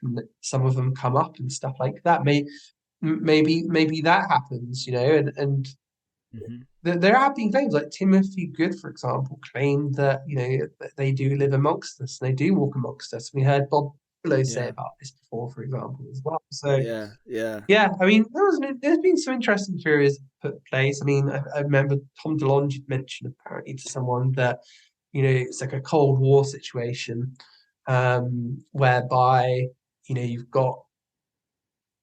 you've got one species living on Earth, maybe under the oceans, and then you've got another species, like an outside force, maybe based on the moon or something like that. And that, like, maybe, like, if there is that kind of Cold War situation, like, we're in between, we're just the things in yeah, between. And it's quite funny because Tom DeLonge talks about the Greek gods as well. When you read up on the Greek gods, it was kind of like, even the Greeks, like, usually like when you're telling a religious story, humans are in the center of like creation and we're so important. But the Greek version of it is like, yeah, like humans are just there, this is all centered around the gods and their feuds, and humans just happen to be there. We're not really important. Um, but look, this is all speculation. I really love speculation. I think, like I said to you privately, that like I love speculation, and I I don't rule anything out. I always keep an open mind, because if I don't keep an open mind, then I'm doing myself a disservice. For instance, there are yeah, lots and lots of people who basically, when they heard about the Wilson Davis document, they're like, "Yes, that's rubbish," or "This is a movie script," and stuff like that. Well, listen, that's been brought up in congressional hearing now. More and more people are validating that information, that it is certainly something that happened. So Mm. those people now who are kind of like rubbishing, poo-pooing this stuff, and now kind of like probably sweating a little bit, thinking, "Oh gosh, I wish I didn't rule that out," you know. So Yeah. shame on them. I mean, you should always keep an open mind. Yeah, you could Mm. even say something. Look, I don't believe this. I don't believe this to be correct information. But look, I'm not going to rule it out because this UFO you know, I don't know what I don't know. You could say that as a journalist, Yeah. you know. You could just say, I'm not going to report on it. I have no evidence. Um, my current understanding is it's not true. Um, there's no facts supporting it. But look, I will if any other information comes to light, you know, I'm happy to change my mind. That is a good stance to take as a journalist, I feel. Just being open and honest and just kind of like also accepting that you may have got something wrong as well. So Mm. I like to think like that, you know. Obviously, I'm not going to report in one of my Yeah. stories, you know, Peter Horsley definitely saw this, this definitely happened. But, you know, I'll entertain it Yeah. because that's another route I can go down. Because if I entertain that, let's say like one day, like because I've entertained that aspect, I could ask a good source on record about something relating to an aspect of his story. And that source on the record gives me information to kind of like backs that up. Well, that's a story Yeah. I've got there that no one else has got. Yeah. Yeah. Yeah. No, I agree completely. You got to stay open minded. You got to stay curious. You got to just compile all of these things, even if you kind of, yeah, even if you're not believing them or you're just hearing them and you're acknowledging them and you're, yeah, staying aware and yeah, you change your opinion as you learn more facts. Um, let's see if we can talk about this in like 5 minutes. I don't know if it's even possible because it's such like a complicated Go thing for and it. like so nuanced. But the recent shoot downs, the UFOs and things like that. I just want to get kind of again your take on what has happened with these three objects. Seeing like for me, it's all been so bizarre. That's the kind of the headline word here is like bizarre. Like no matter which way I look at it, like if I look at it as like, oh, okay, is it something, you know, is it Chinese? Is it Russian? Is it something else? Is it black tech? Whichever way I slice it, it's been handled bizarrely. Nothing really kind of unfolded in the way I would have expected, other than the fact that I was not shocked at all when they start planting the seed of, oh, we probably are not going to find any of this debris, and then that just gets stronger for a couple of days until like shock Yeah. horror. Yeah, we're giving up. It's been a week and we're giving up on all three of them. We can't do it. You know, we've only got the Marines, the SEALs, the Special Forces, but we can't you know, we can't handle it. So I don't know. It's just weird to me. Nothing adds up about it. It's all bizarre and it stinks, quite frankly. I feel like there's a narrative there, but I just don't know what the narrative that is. Do you see what I mean? So anyway, again, if we can talk about it in just like a couple of Sure, minutes, sure, like literally, because there's quite a bit I want to get to before I let you sure. go, and we'll probably have to get quicker as we go. But yeah, just what's your take on that I'll in give you brief? some top points. So, firstly, after this happened because there was Congress political pressure. So, what happened after the Chinese balloon was shut down? They were like, "Oh, okay." Like the representatives from Alaska, for example, were like, "So it's fine for these things to fly over Alaska, fly away over Mm. Canadian territory, then go over the United States. Only then is it a problem. So you're happy for them to fly over Alaska. We don't matter." So that was why they did it, because these representatives were like putting pressure on Biden, basically.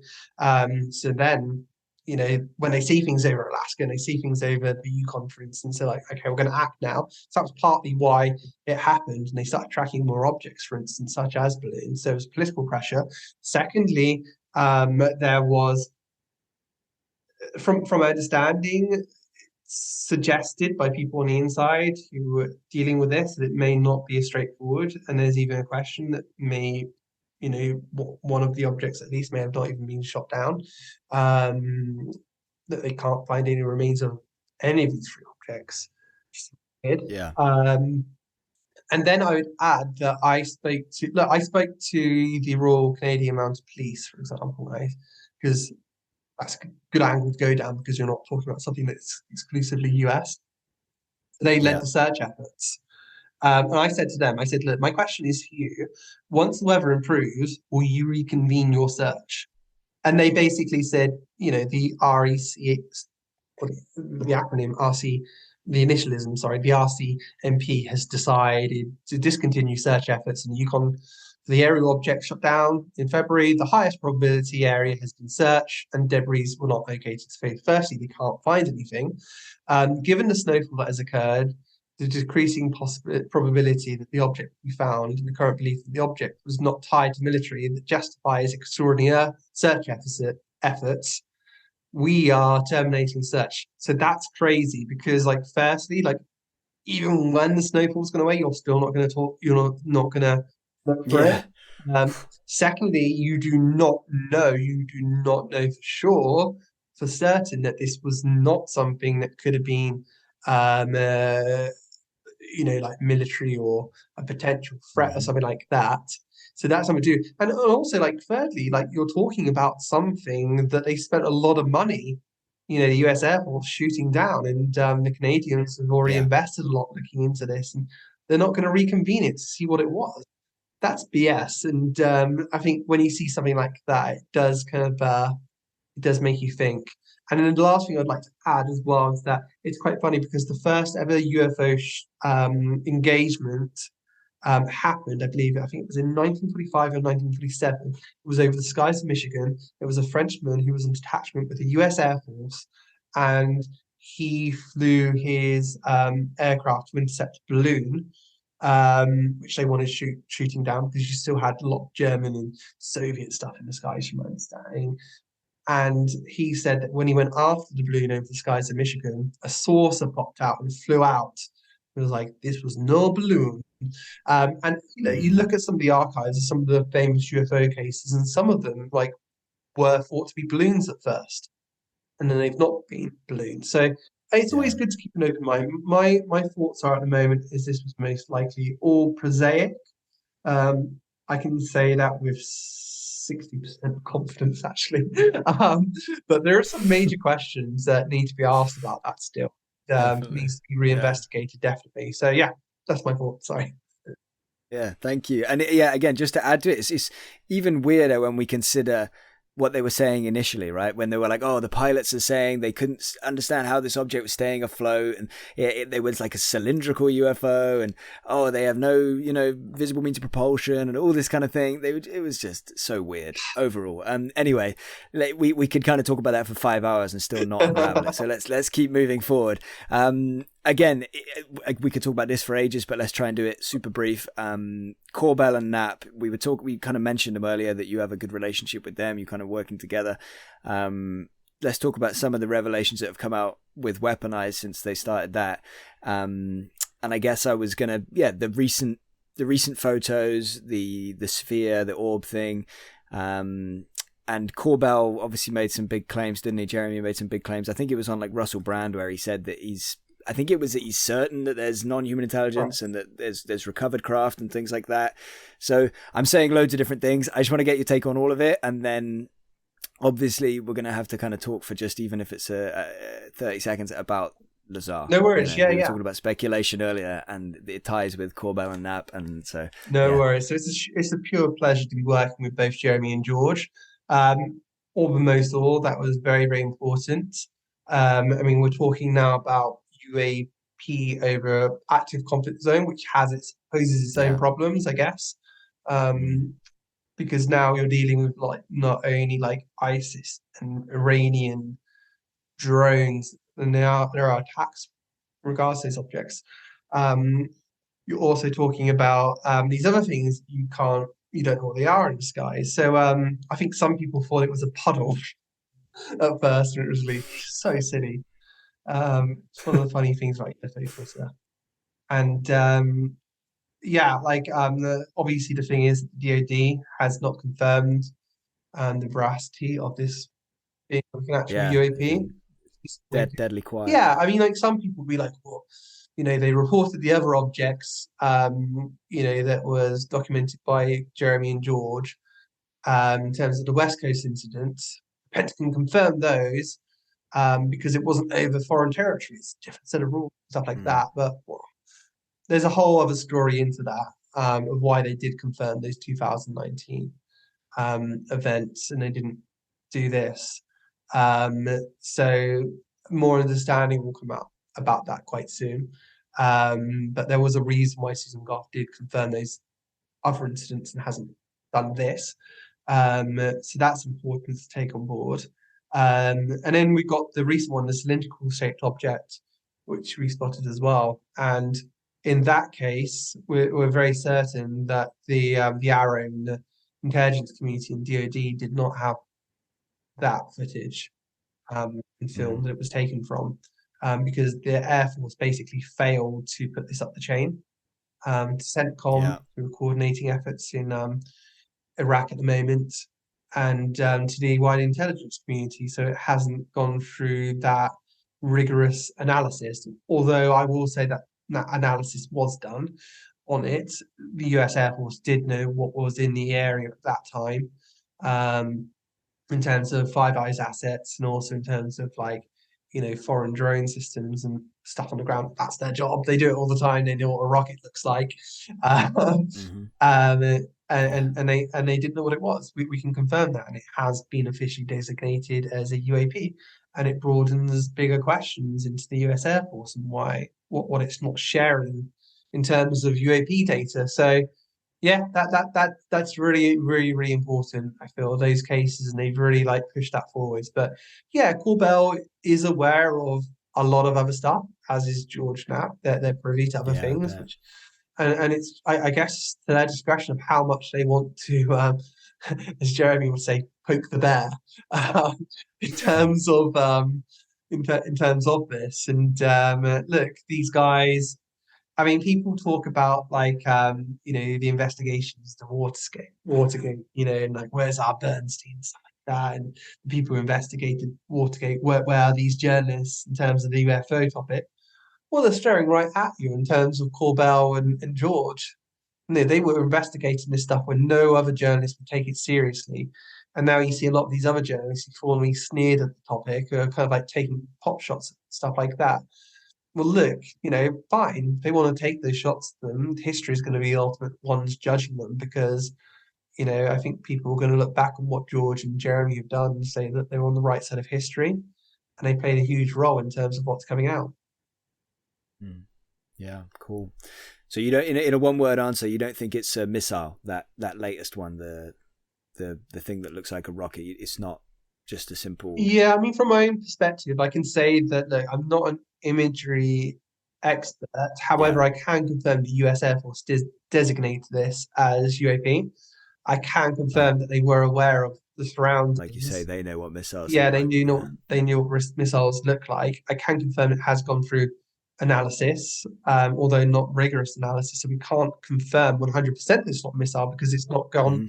through the Arrow, for example. It's not gone through the intelligence community to do studies. So we can't 100% say it's not a missile. But look, I was even seeing on Instagram the other day, someone responded to Corbell's image of it, saying, "Look, I work with the Reaper drone systems for the military. For the military, I know these systems, and I can tell you that this isn't a rocket." So, you got people claiming to be Yeah. experts as well, like that, with good backgrounds, and they're saying it's not as well. So, look, I think, I haven't heard anything at the moment which supports they're not, um, rockets or missiles. I think when we were releasing the story, we were thinking that people were going to come at us saying it's going to be a balloon or something like that.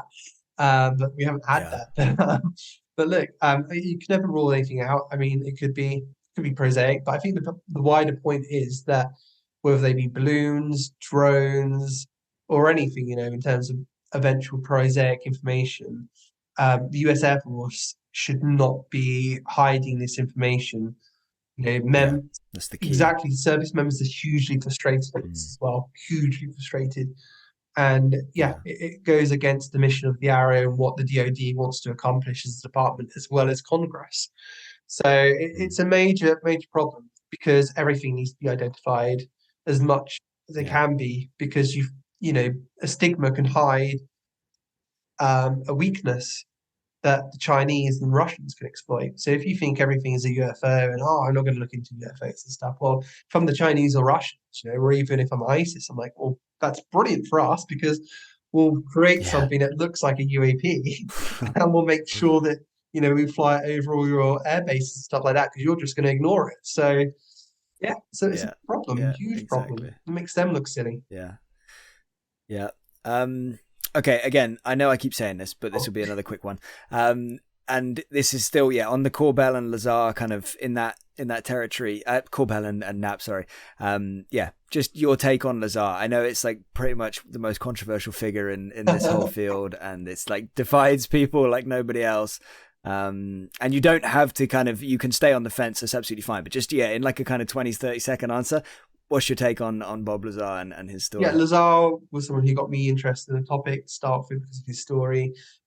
So hugely interested by it. Very interesting story. I mean, I look at him, I think, gosh, he's not lying. Obviously, there's been accusations about him, and then people also throw accusations at Corbell and Knapp as well, which is really horrible to see. Um, but look, all I can say is that I work with Jeremy and George day in, day out. And I can tell you that they are obsessive, absolutely obsessive about the truth. Every Mm. single detail that we're putting in the story is checked twice, is checked 3 times. No, no, no, I'm not confident with that. Let's look at it again. They're obsessive about verifying information. They're obsessive about accuracy. So, look, all I can say is that from working with them,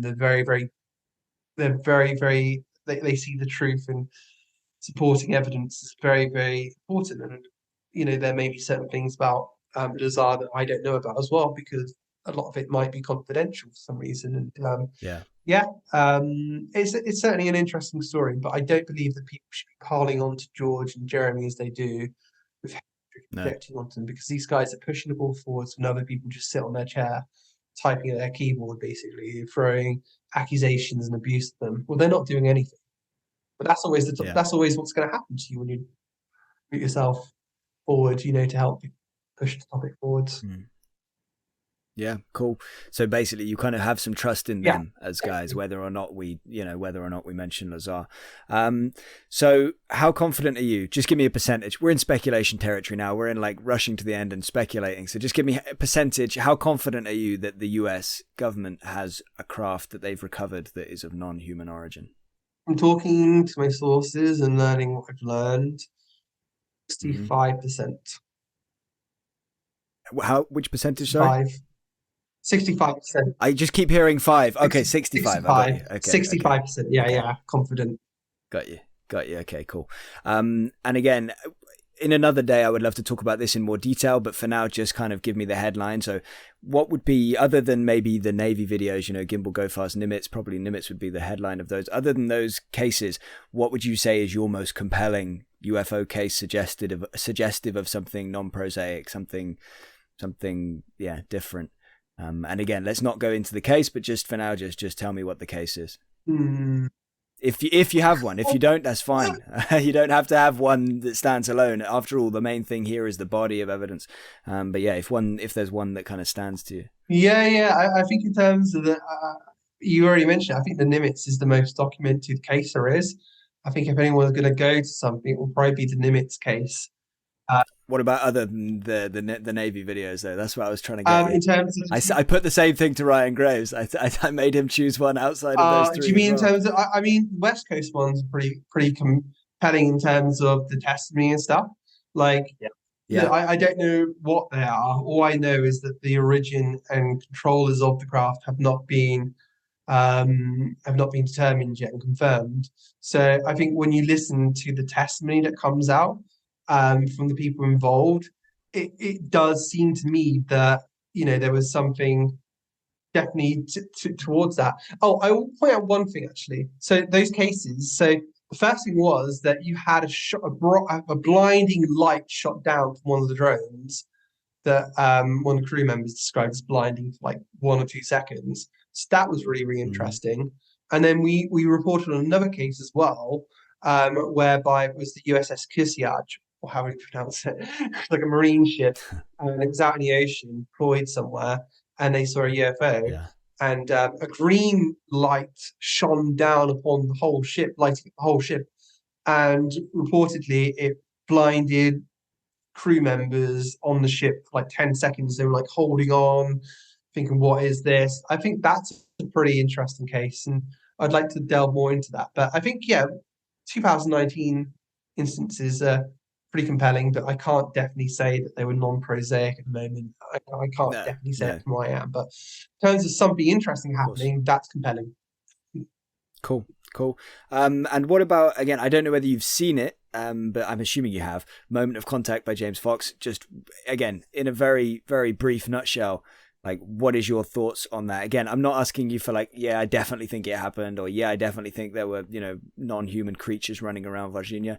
Just like, what's your gut feeling, or what have your, managed to glean from your sources, or anything you want to kind of say? But again, just keep it Sure, brief. yeah, I think something did happen in the area, and I think something did crash.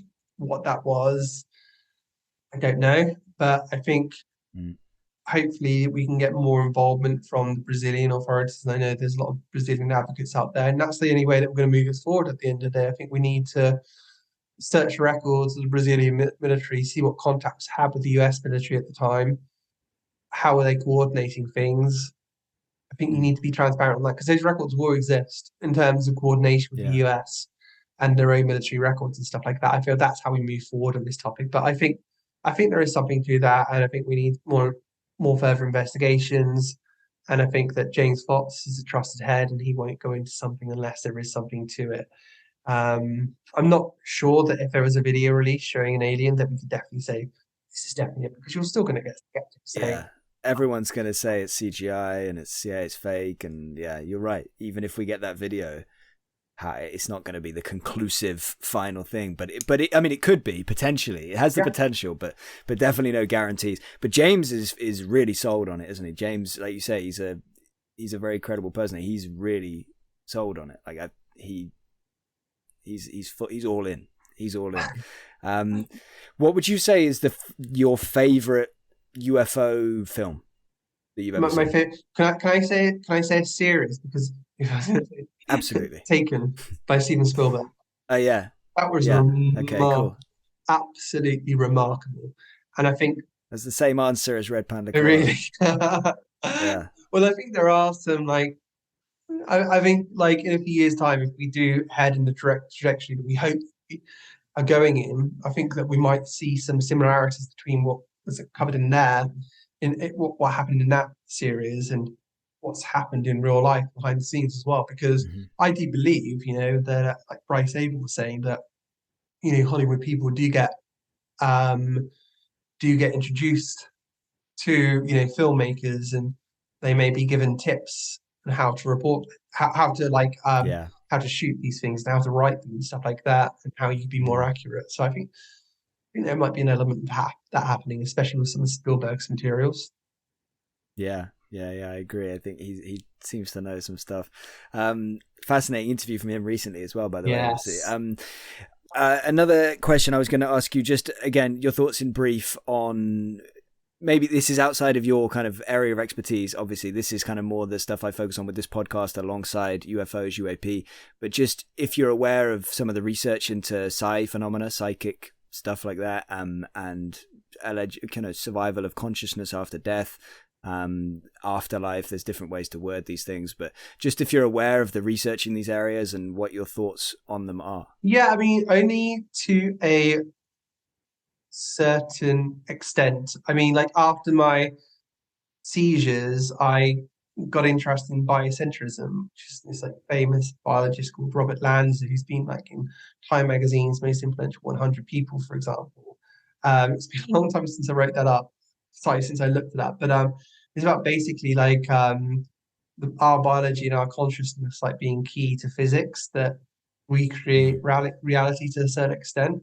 Yeah. And look, there are like certain things, like reality is kind of like subjective, I think, to a big extent, and in terms of how our brains Mm. process things. Like all it will take is a little genetic engineering, and every time you see the color yellow, they can make you see the color red, for example. That's Mm. how that's how reality can change for us. And for us, all of a sudden a banana is red. That's our reality. That is a fact.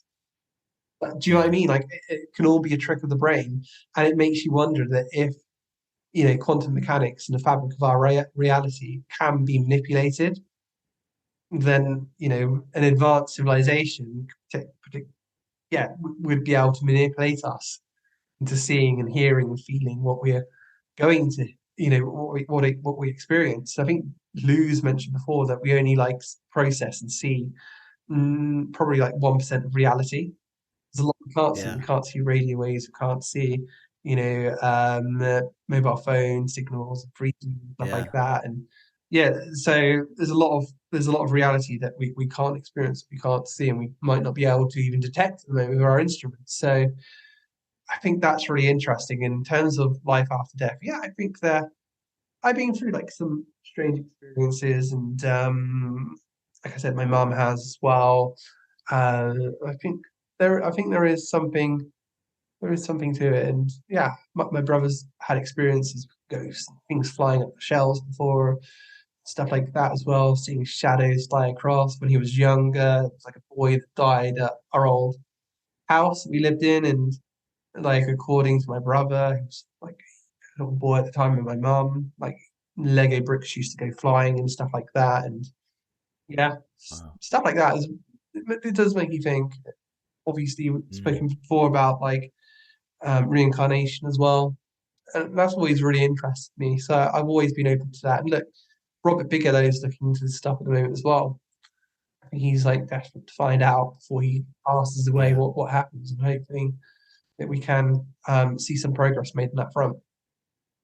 Yeah, absolutely. And yeah, he recently did like the essay competition, didn't he, for the Bigelow Institute of Consciousness Studies, and they're all online, available for people to read. Well, not all of them, sorry, but like there were like 30 or something that were given honorable, commendation, whatever. And there's loads of them available online to download and read.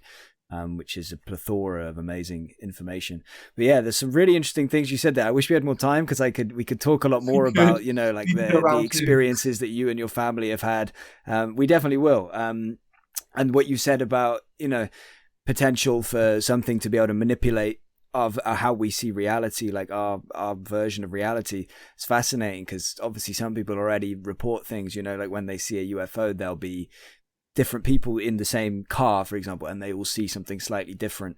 Or there's things with owls and stuff, aren't there? I haven't gone in deep on any of that yet, but I know there's lots of like people have a UFO sighting and then later their memory it's like, oh, there was an owl, different weird things that I don't really know how to explain or anything like that, but just all seem kind of related in a way, or at least potentially.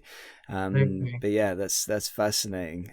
I suppose you didn't have any kind of near-death experience or anything when in your life when you were having those problems with your epilepsy and like unable to breathe and passing out and things like that. I feel like I did. Like I still can't explain like how like I fell unconscious like the first time and like fell on the floor in my bedroom and then woke up on my bed. I can't quite comprehend how I got from point A to point B. That's still like a mystery to Mm. me, really. But no memory of anything like like going to another realm or seeing any having any kind of experience, a spiritual experience, I guess is one way of putting it, or mystical or Yeah, like non-physical. when I was younger, like I did like have a Holocaust dream about being in a concentration camp, and Wow. I can't get. I'd need to find the emails because apparently there was a project Yeah. at the time, this is like years ago now, which was collecting dreams that people had of concentration camps and the Holocaust and stuff. There's a lot of Wow. it tied in. I had like since I was really shook up about it. I did feel the need to reach out, and Yeah. that time, but that was years ago now because that did really affect me. So I do remember that happening. But it was just like really random that I'd have like such a dream. So That's fascinating. yeah, so I've had that happen before. Um, but yeah, like I'm not so afraid of death anymore as I used to be, and I'm facing a situation at the moment like my son's reached that age and he's really scared of death. Mummy, Daddy, am I gonna die? Are we all gonna die? And it's very hard. It's really, really hard, especially Mm. explaining to like a 5-year-old, and trying to comfort them because they do go through that period when they're little, kids do. And teachers had to Yeah. see this as well at primary schools. You have that point where a child, they'd be like a 4, 5, 6-year-old, they'll start to think about their existence. And I think oh, that's a graveyard. Oh, Yeah, Nanny's yeah, passed away, or something like that, and it'll get them yeah. really scared and everything. It's terrifying, man. It's terrifying, isn't it? I was terrified of it up until a couple of years ago when I did a lot more research into it. And I'm still kind of scared of it, but a lot less so. But yeah, for a kid as well, yeah, it's scary stuff. So finite and yeah. Absolutely. It's yeah, and like there are some things that happen, I can tell you off camera, that's happened to my family, for instance. And Mm. yeah, it has like really shaken me up. So Yeah, yeah. Wow. Just tell me one more thing. Your Holocaust dream. I just wanted to see like how do you remember how old you were, and were you did you have any awareness of the Holocaust before that? You hadn't like watched any like film or documentary about it, I suppose, or nothing. I was like 17 at the time. It was like a dream about being in a concentration camp. And all I can remember is like me corresponding with someone and they were saying that I'd got some details correct or something like that. And I was looking through these emails the other day and I couldn't find them. It was just like, and I mm, did feel at the time, because I'm far removed from myself as a 17-year-old now. And I'm like, gosh, I did reach out to someone. So I did feel like really strongly about this, like something so strange. So yeah, it was like, and I did visit a concentration camp in my 20s. And I do remember it was like the one outside Berlin, just such a miserable place, just so miserable. You can feel the misery in the air, it's a yeah, horrible place. yeah, I bet. Yeah. Yeah, I don't know if I'd be able to cope visiting that. That would be rough, Like, but wow. Thank you for sharing those experiences, Chris. I really appreciate that because it's still hard to share these things. And like the more we do, the more we talk about them, the more we put them out there, the more people are going to feel comfortable. And the more we're going to realize that actually loads of people have these experiences. They're very common. Unfortunately, I actually haven't really had anything that like I consider, like incredible or anything like that. But hopefully one day I'll definitely be talking about it when I do. I'm not going to be hiding it away. But yeah, I really appreciate you sharing it because I know it's hard and it's still kind of a bit taboo and stigmatized, and but it's going to move forward and more people are going to see it and open up. So yeah, thank you. And thank you for everything today. I really appreciate your time. Last thing I'll ask you is if you have any kind of last words or a message or, words of wisdom, whatever you want to say to anybody that's watching or listening. It could be about anything at all. be nice to each other. Spend time with your family. Go for Hear, walks hear. outside. Don't spend all day on Twitter having arguments, getting back to that person. It's a really dark place to be. Be Yeah, be just like remember the first rule of existence. Just be nice to someone. Because if we are going to move forwards as like humanity in terms of this topic of UAP, if we do find out we're not alone in the universe, so we're going to think about Russia and Ukraine. We're going to think about all these conflicts throughout the world. It starts with us. It starts with us being nicer to one another, treating each other better, and knowing that we're all going through a hard time at the moment in our own different ways, and just understanding and being more accepting. We may disagree with one another, but there's a way to be nice to people, and there's a way not being nice to people, basically. And look, I've had all sorts of things. I had racist abuse sent to my wife through email, through me, sent to me, because she's Asian, and just like horrible things said about me and my family, and mm, about myself, just because I'm reporting on this topic. So is Jeremy, so is George, and it's abuse. And it's just not very nice. Obviously, you can't help it because you're going to get people who have got mental health issues and stuff like that who are going to target you because not everyone is nice. But I think it's important that yeah, people just take a step back sometime and just think that your behavior is reflected upon you, even though you're accusing someone of it. It doesn't say a lot about them, it says a lot about you, how you're acting. So I think people should yeah. just spread happiness as much as they can and think about how they've made someone's lives better in that day. Hear, hear. I couldn't agree more. I very much. It's a perfect message. It's like you said earlier in the conversation. You said it's what our parents tell us: treat others as you want to be treated. Right? That whole thing. Like, just do that if you want. Just be nice, So as you it's the say. first lesson.